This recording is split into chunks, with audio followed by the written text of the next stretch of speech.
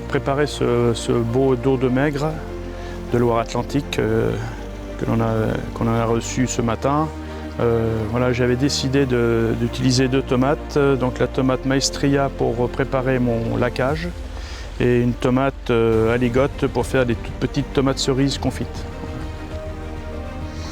Voilà, donc là on arrive sur cette tomate de variété Maestria et qui correspond vraiment à l'attente du jardinier amateur, c'est-à-dire d'avoir une belle tomate bien charnue avec une utilisation maximum. Ça veut dire que ça peut être aussi bien en cru qu'en cuite. Elle a un comportement très vigoureuse, ça veut dire que quelle que soit la connaissance du jardinier amateur, c'est un plan où on ne se trompe pas, on est sûr d'avoir un résultat final vraiment très intéressant. Voilà, on a vraiment une belle tomate, bien charnue, voilà, et qui est recherchée aujourd'hui par beaucoup de jardiniers amateurs, c'est-à-dire qu'on a peu de pépins, on a beaucoup de chair, et ça c'est vraiment une qualité intéressante pour un jardinier. Il faut une tomate vraiment qui ait du goût. Voilà, celle-ci elle a vraiment un bon goût de tomate. Donc tout jardinier plante évidemment des plants de tomates cerises, et celle-ci a la particularité d'être allongée, la tomate aligote, et avec un goût vraiment plein de saveurs. Donc forcément c'est le régal des enfants. Pour un jardinier amateur, il est très important d'avoir ces tomates cerises de type allongé, où on a une originalité et puis une saveur en bouche qui dure.